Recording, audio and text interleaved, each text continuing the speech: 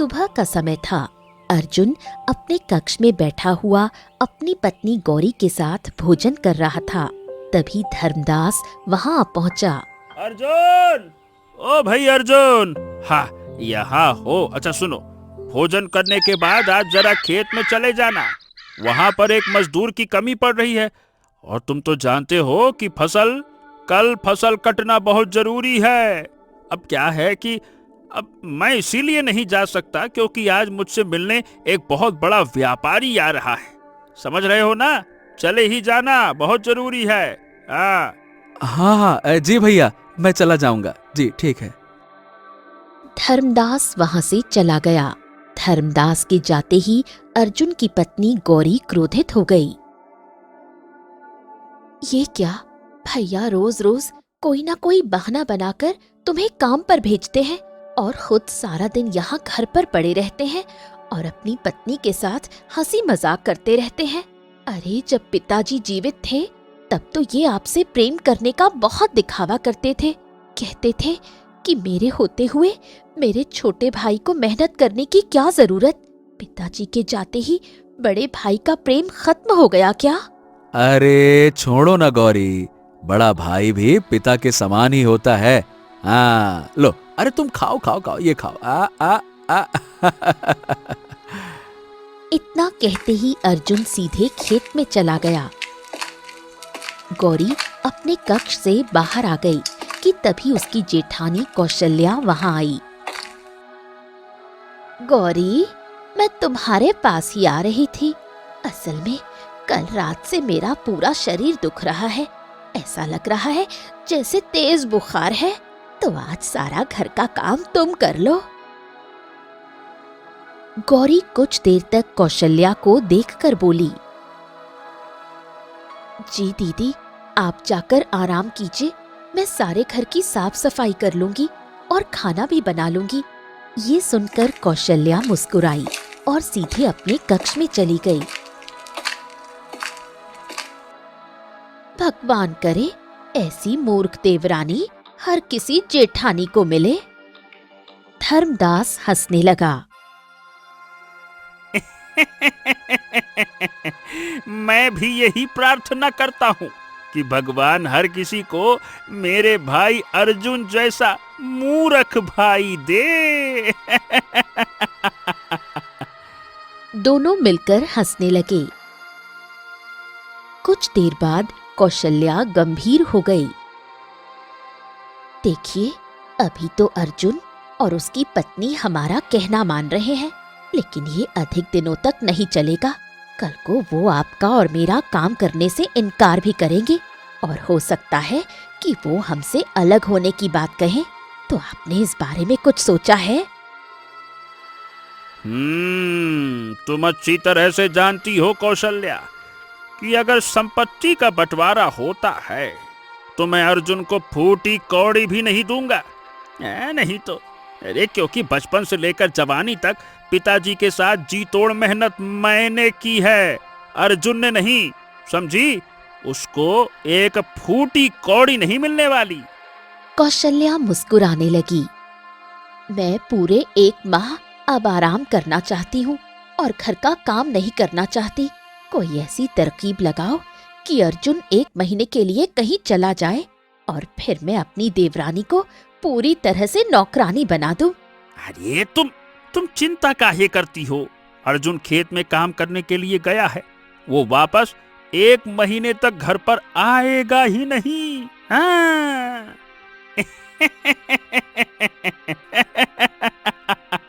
इतना कहकर धर्मदास घर से बाहर निकला और सीधा खेत में काम कर रहे अर्जुन के पास जा पहुंचा। अर्जुन! हे अर्जुन!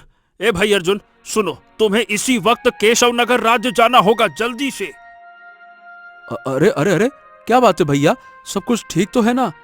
अरे कुछ ठीक नहीं है भाई, अब क्या बताएं। ऐसा है छोटे, सुनने में आया है कि केशव नगर राज्य में हम जिस व्यापारी को अनाज बेचते हैं ना, वो व्यापारी केशव नगर राज्य छोड़ने की तैयारी कर रहा है। तुम भाग कर जाओ और हमारी रकम जो उस पर निकल रही है वो लेकर आओ। और हाँ, अभी इस वक्त बैलगाड़ी से एकदम सरपट भागते हुए निकल जाओ। चलो चलो चलो चलो। अब भैया मैं क्या कह रहा हूं कि कल प्रातःकाल निकल जाऊंगा। धर्मदास क्रोधित हो गया। अरे तुमसे कोई काम कहो तो कल कर लूंगा, परसों कर लूंगा, क्या बकवास करते हो? अरे भाई, जितना देर करोगे उतना नुकसान हमारा होगा। अब बुद्धि थोड़ा चलाओ, कहीं ऐसा ना हो कि तुम्हारे वहां जाने से पहले ही वो राज्य छोड़कर चला जाए, फिर हम हाथ मलते रह जाएं प्रातःकाल का इंतजार करते करते। प्रातःकाल जाएंगे? अरे राजा बाबू हो क्या? अच्छा अच्छा, ठीक है भैया, मैं एक बार घर होकर आता हूं। कोई जरूरत नहीं है घर जाने की। अरे भाई, तुम समझ क्यों नहीं रहे हो? जितना देर उतना नुकसान। मैं बैलगाड़ी साथ ही लेकर आया हूं, तुम बस बैलगाड़ी को हांको और सरपट सरपट भागो। तुम्हें अभी इसी वक्त तुरंत निकलना होगा। हाँ। अर्जुन ना चाहते हुए भी बैलगाड़ी से केशव नगर राज्य की ओर रवाना हो गया। अर्जुन के जाते ही धर्मदास मुस्कुराया। सरपट सरपट भागे तुम्हारी बैलगाड़िया, और हमको आए मजा बहुत बढ़िया। बेटा, केशव नगर जाने का रास्ता है 15 दिन का, आने का भी रास्ता 15 दिन का। अब ये 1 महीने से पहले तो घर वापस नहीं आ पाएगा। इतना कहकर धर्मदास अपने घर लौट आया और खुशी खुशी सारी घटना अपनी पत्नी को बता दी। शाम हो गई, लेकिन अर्जुन घर नहीं लौटा। उसकी पत्नी गौरी चिंतित हो गई। गौरी धर्मदास के पास आकर बोली, वैसे तो ये शाम तक वापस आ जाते हैं, अभी ये वापस क्यों नहीं आए? अब क्या है गौरी की, उसे मैंने एक बहुत महत्वपूर्ण काम से केशव नगर राज्य भेजा है। क्यों, क्या हुआ? गौरी चौंक गई। केशव नगर राज्य? वहां से तो लौटने में 1 महीने का समय लग जाएगा। ये मुझसे मिलकर भी नहीं गए। अब देखो भाई, ये सब तो मुझे नहीं पता कि वो तुमसे मिलकर क्यों नहीं गया। अब तो ये आपस में पति पत्नी का मामला है, मैं क्या कर सकता हूँ। इतना कहकर धर्मदास वहां से चला गया। अगले दिन कौशल्या ने फिर से गौरी से बहाना बनाया और सारा दिन आराम करती रही। दिन ऐसे ही बीतते चले गए और देखते ही देखते 1 महीना गुजर गया। 1 महीने बाद अर्जुन जब घर लौटा तो उसकी पत्नी गौरी फूट फूट कर रोने लगी। अरे अरे अरे अरे, क्या हुआ गौरी? तुम रो क्यों रही हो? क्या बात है?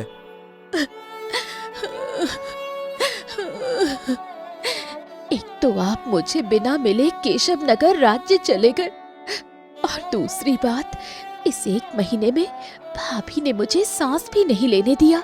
रोज कोई ना कोई बहाना बनाकर सारे घर की जिम्मेदारी मुझको सौंपती रही। आखिर ऐसे कब तक चलेगा? मेरी समझ में नहीं आता कि मैं इस घर की बहू हूँ या नौकरानी। अर्जुन गहरी सोच में डूब गया। हाँ, शांत हो जाओ, बस बस बस बस, चुप हो जाओ, चुप हो जाओ। मुझे भी भैया का व्यवहार बिल्कुल समझ में नहीं आया। माने तुमको पता है गौरी, मैं यहाँ से भागते भागते केशव नगर में गया तो उस व्यापारी ने मुझसे कहा कि केशव नगर राज्य छोड़कर क्यों जाएगा वो? उसका जमा जमाया धंधा है, व्यापार है, उसकी मातृभूमि तो केशव नगर राज्य ही है। भैया को जरूर कोई गलतफहमी हुई होगी। मुझे तो लगता है कि भैया ने जानबूझकर केशव नगर राज्य भेजा था। हाँ, बस बहुत हो गया, अब हमें बंटवारा कर लेना चाहिए। अब मैं भी 2 पल सुकून से जीना चाहती हूँ। शायद तुम ठीक कह रही हो गौरी। ठीक है, अब देखो मैं भी कुछ करता हूँ। अगले दिन अर्जुन अपनी पत्नी गौरी के साथ अपने भाई धर्मदास के कमरे में गया। नमस्ते भैया, मुझे आपसे बहुत जरूरी बात करनी है। ना ना ना ना ना ना ना ना ना। अरे अर्जुन, आओ भाई, आओ आओ आओ आओ। हाँ हाँ, तो बोलो बोलो, क्या जरूरी बात है भाई, बोलो। भैया, बात यह है कि अब मैं अलग रहना चाहता हूँ।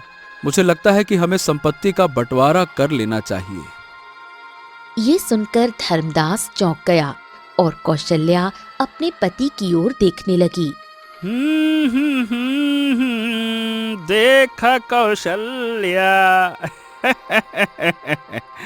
हाँ, तो भैया ऐसा है छोटे, अगर तुम बंटवारा करना चाहते हो तो मुझे कोई आपत्ति नहीं है भाई, लेकिन हाँ, तुम्हारे हिस्से में आएगा ही क्या? अरे तुम्हारे हिस्से में कुछ भी आ ही नहीं रहा है, तो बंटवारा किस बात का? कुल मिलाकर ये समझो कि सारी संपत्ति का मालिक मैं हूँ। ये सुनकर अर्जुन चौंक गया। हैं? ये क्या कह रहे हैं आप भैया? पिताजी ने आधी आधी संपत्ति का बंटवारा किया था ना, तो पूरी संपत्ति आपके। आहा, अरे वो तो पिताजी ने प्रेम में आकर कह दिया था। अरे भाई ये बताओ, क्या पिताजी ने कोई लिखित कागज दिया था क्या? कहीं दस्तखत किए थे क्या? बताओ। नहीं, लेकिन क्योंकि भैया, क्योंकि पिताजी बहुत ही जुबान के पक्के थे। उन्हें लगता था कि आप भी जुबान के पक्के हो। अब मेरे सामने ही पिताजी ने कहा था कि मेरे जाने के बाद तुम अपने छोटे भाई को ईमानदारी से आधी संपत्ति सौंप देना। और आपने पिताजी को जुबान भी दी थी कि हाँ, मेरा छोटा भाई है, मैं ख्याल रखूंगा। अब मुझे नहीं पता था कि भैया, आपकी नीयत में खोट है और आप उतने बड़े वाले बेईमान निकलेंगे। ये सुनकर धर्मदास क्रोधित हो गया। ये किसको बेईमान कहता है रे तू? हैं? अगर इतना ही बेईमान लग रहा हूं मैं, तो मेरे घर से निकल जा और जाकर इस मुद्दे को पंचायत में उठा, क्योंकि मैंने जो फैसला कर लिया तो कर लिया। बाकी तुझे कोई आपत्ति है तो इस बात का फैसला अब मुखिया ही करेगा, तभी तू मानेगा। हाँ, तो ठीक है भैया, मैं भी मुखिया जी के पास जा रहा हूं और अब इस बात का फैसला पंचायत ही करेगी। ठीक, चल गौरी, चल। इतना कहकर अर्जुन अपनी पत्नी गौरी के साथ वहां से चला गया। अर्जुन के जाते ही कौशल्या ने अपने पति धर्मदास से कहा, ये क्या किया आपने? पंचायत तो आधी आधी संपत्ति का बंटवारा कर देगी। धर्मदास हंसते हुए बोला। अरे मेरी कौशल्या, क्या तुम्हें लगता है कि मैंने कच्ची गोलियां खेली हैं? मुखिया है मेरा दोस्त, जरूरत पड़ने पर मैं उसे हमेशा कर्ज देता आया हूँ। वो मेरे कर्ज के बोझ तले बहुत दबा हुआ है। मैंने मुखिया से पहले ही बात कर ली है, मुखिया हमारे पक्ष में ही फैसला सुनाएगा। ना ना ना ना ना ना ना ना ना।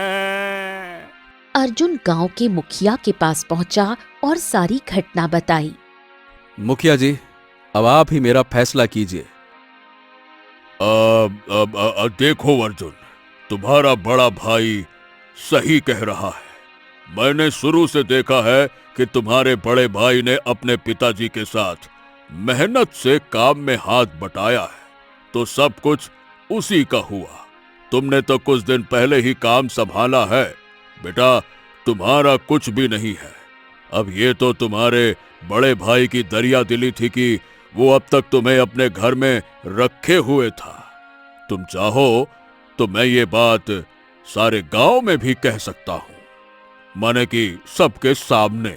अर्जुन की आंखों में आंसू आ गए। ठीक है, ठीक है, ठीक है मुखिया जी, मैं समझ गया। बस कहीं मत कहिए, आपने जो कह दिया मैं समझ गया। आप भी मेरे बड़े भाई के साथ मिले हुए हैं, लेकिन ध्यान रखना मुखिया जी, ये अन्याय है और मुझे भगवान पर विश्वास है। विश्वास है मुझे भगवान पर। वो ऊपर वाला एक दिन न्याय करेगा, और जब न्याय करेगा ना, तो उसकी लाठी में आवाज नहीं होगी। देख लेना, देख लेना। चल गौरी, चल, आज पिताजी की बड़ी याद आ रही है। इतना कहकर अर्जुन नम आंखों से गौरी के साथ वहां से निकल गया।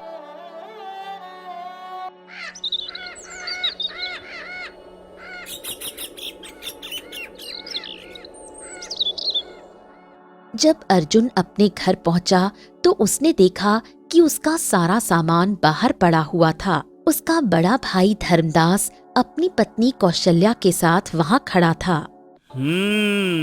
तो भैया छोटे राजकुमार जी हो आए मुखिया के पास। पता चल गया मैं कितना बड़ा दयावान हूँ। तुम्हारा चेहरा बता रहा है कि मुखिया ने तुम्हें क्या जवाब दिया।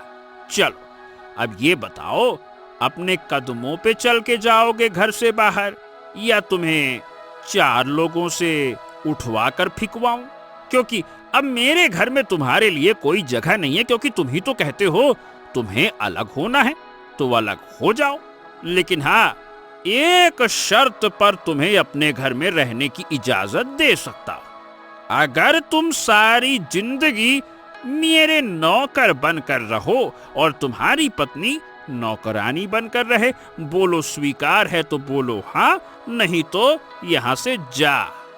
बोलो। अर्जुन की आंखों में आंसू आ गए। नहीं, मुझे स्वीकार नहीं है। मुझे भगवान पर भरोसा है। मेरा समय जरूर बदलेगा भैया, मेरा समय जरूर बदलेगा। चल गौरी, चल चल। इतना कहकर अर्जुन ने अपना सामान उठाया और अपनी पत्नी के साथ वहां से चल दिया। अब हम कहाँ जाएंगे? हाँ, जंगल में और कहाँ गौरी। ऐसे संसार में रहना ही नहीं जहां सच की नहीं अन्याय की बात सुनी जाती है, और जहां लोग न्याय का साथ नहीं बल्कि अन्याय के साथ खड़े होते हैं। क्या करेंगे इस समाज संसार दुनिया में रहकर? बेकार लोग हैं ये। चलो। हमारे पास जो कुछ भी बचा हुआ था वो सब खत्म हो गया है। अर्जुन उदास हो गया। हाँ, तुम चिंता मत करो। मैं आज गांव जा रहा हूं और वहां कोई मजदूरी करूंगा तो कुछ आमदनी हो जाएगी। इतना कहकर अर्जुन गांव चला गया।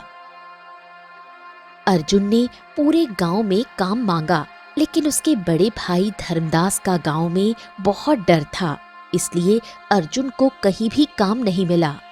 अर्जुन निराश होकर एक वृक्ष के नीचे बैठ गया। तभी उसके पड़ोस में रहने वाली गंगा ताई वहां आई। अर्जुन, क्या हुआ? हाँ, क्या बताऊं ताई। मैंने सोचा था कि गांव में मेहनत मजदूरी करके अपना जीवन चला लूंगा, लेकिन भैया ने तो सारे गांव वालों को आदेश दे रखा है कि मुझे काम ना दिया जाए। क्या करूं अब मैं?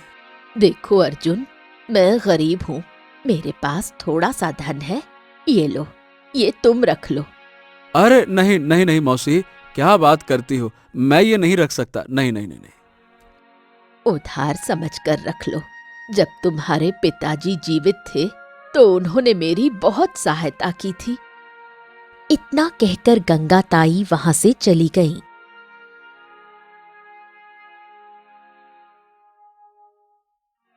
अर्जुन की आंखों में आंसू आ गए। वो उस धन से थोड़ा सा भोजन खरीदकर झोपड़ी में आ गया और सारी घटना अपनी पत्नी गौरी को बता दी।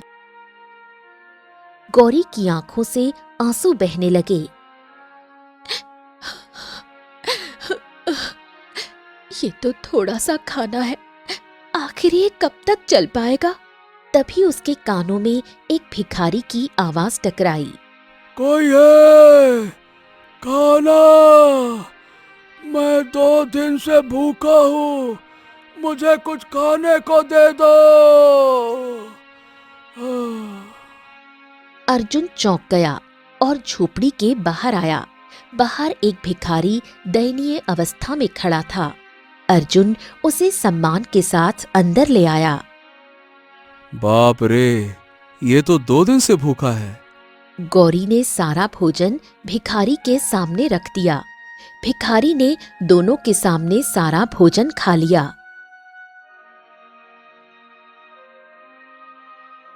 मैं जानता हूँ तुम्हारे पास यही बचा हुआ भोजन था, लेकिन मैं ये तुम्हारा भोजन मुफ्त में नहीं खाऊंगा।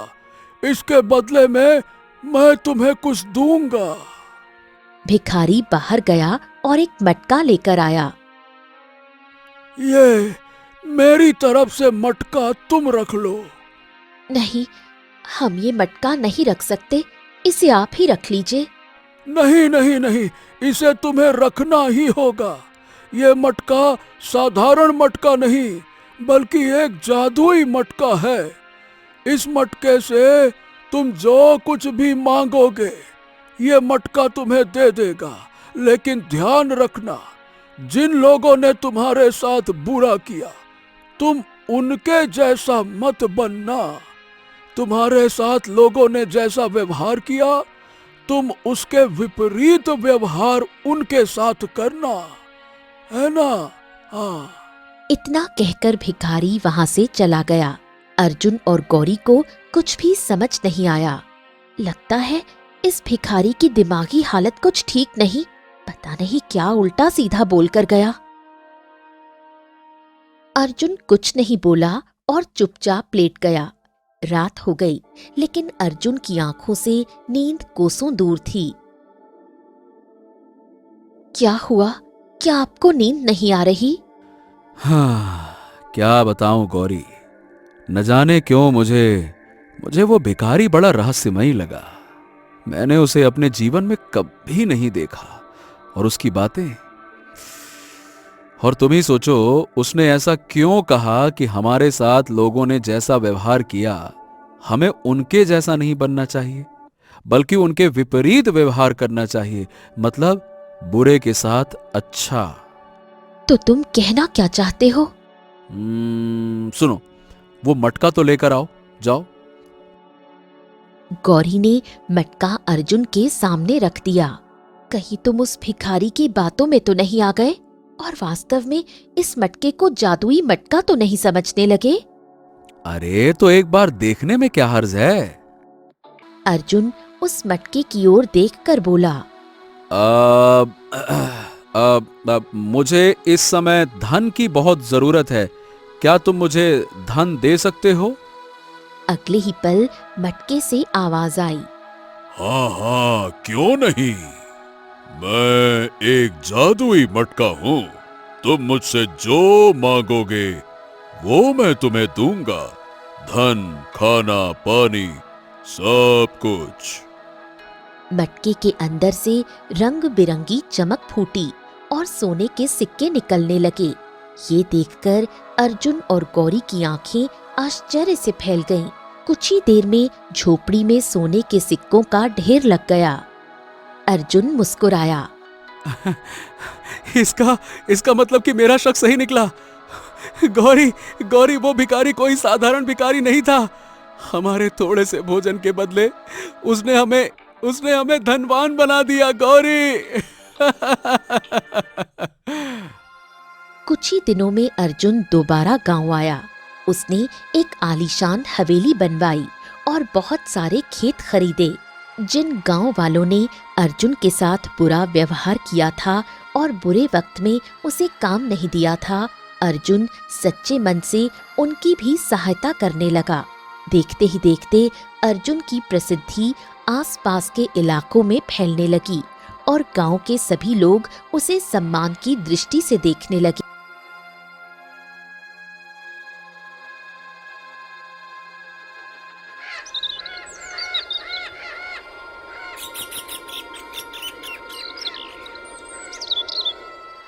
एक दिन गांव का मुखिया अर्जुन के पास आया। अर्जुन, मैं क्या कह रहा हूँ, छोटे, मेरे व्यापार में मेरा बड़ा नुकसान हो गया। तुम सारे गांव वालों की मदद कर रहे हो, क्या तुम मेरी भी मदद कर सकते हो क्या? बड़े नुकसान में हूँ, बड़े नुकसान में। मुझे क्षमा कर दो अर्जुन। ये जानते हुए भी कि तुम्हारा भाई गलत है, मैंने उसका साथ दिया। मैंने तुम्हें ठोकरें खाने पर मजबूर कर दिया। अरे बस बस बस बस, शांत हो जाइए, शांत हो जाइए। देखिए, ऐसा है मुखिया जी, मुझे आपसे कोई शिकायत नहीं है। अगर आप उस समय मेरा साथ दे देते तो शायद मैं इतना धनवान नहीं बनता, है ना? शांत हो जाइए, बस बस बस बस। अर्जुन ने ढेर सारे सोने के सिक्के मुखिया को दे दिए। मुखिया की आंखों में फिर आंसू आ गए। अर्जुन, मैं तुम्हारा कर्ज बहुत जल्दी लौटा दूंगा, लौटा दूंगा। धन्यवाद, धन्यवाद।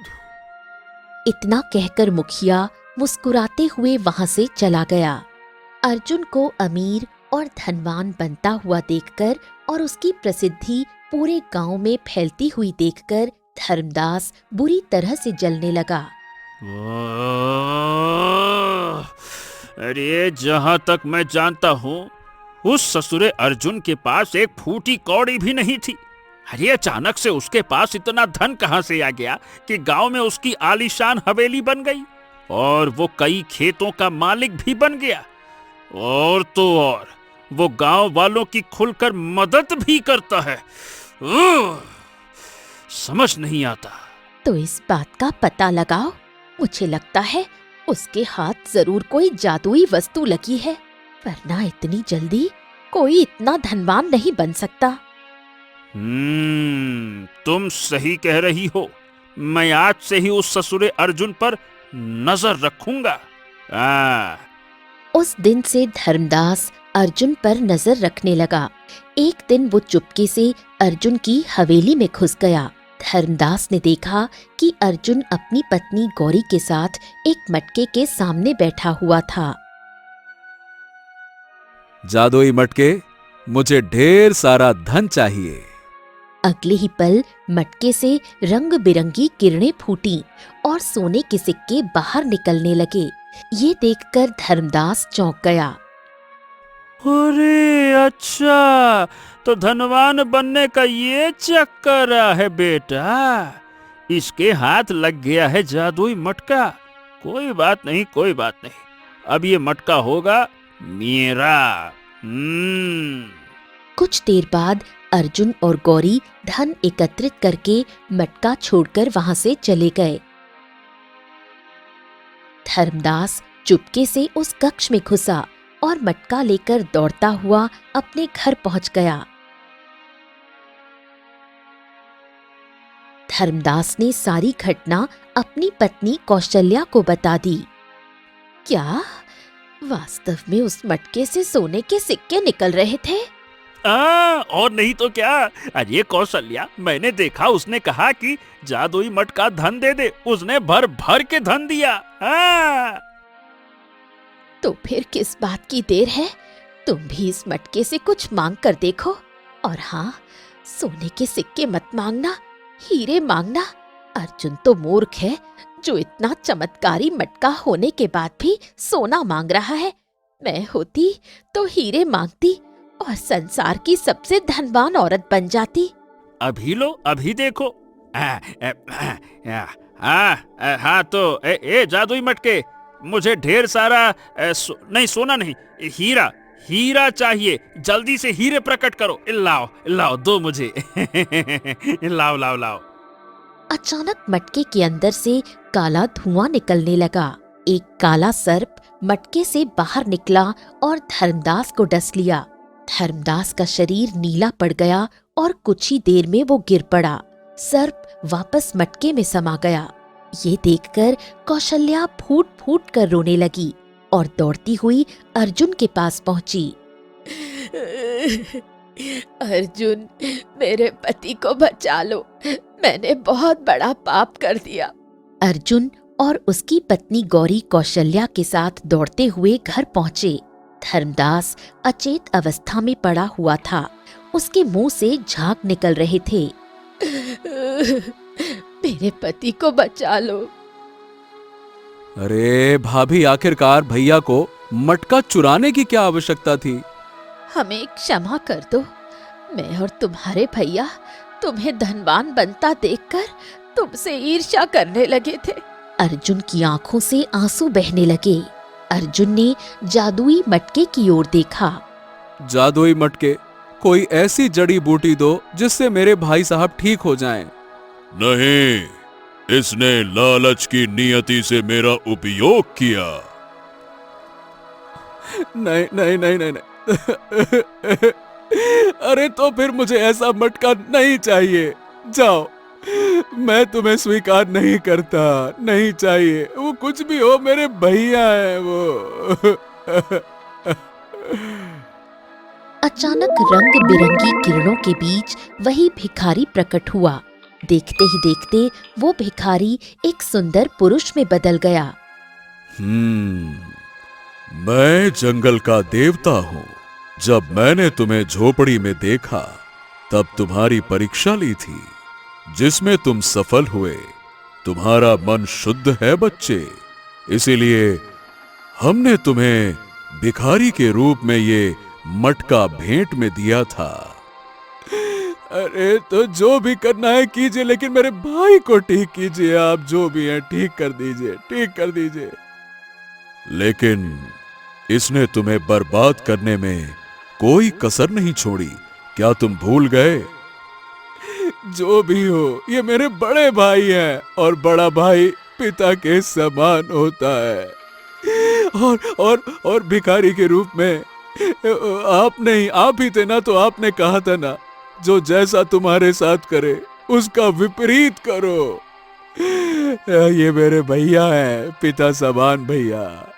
जंगल के देवता की आंखों से तेज किरणें निकली। वो किरणें धर्मदास के शरीर पर पड़ी। धर्मदास ठीक होकर उठ खड़ा हुआ। धर्मदास अर्जुन के पैरों में गिर पड़ा।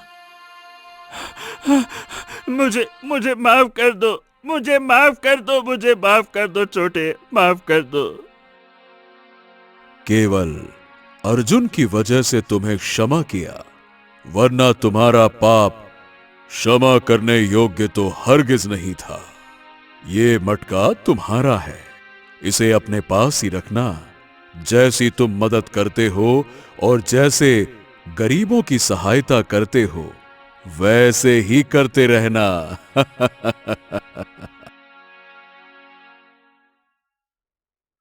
इतना कहकर जंगल का देवता वहां से गायब हो गया।